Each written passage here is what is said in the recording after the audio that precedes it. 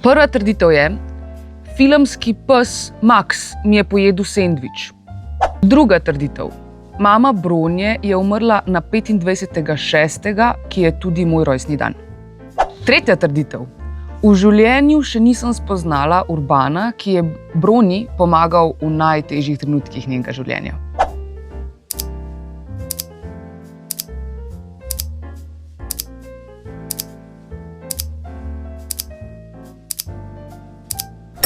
Torej, filmski pes Max mi je zares pojedel sendvič, sicer smo to posneli, ampak nismo pa dali v film. Tako da čakam ta posnetek! Drugič, mama Bronje je umrla na 25.6., ki je tudi moj rojstni dan, je resnica. To je tudi zelo poseben datum za našo Slovenijo, ker je to dan državnosti.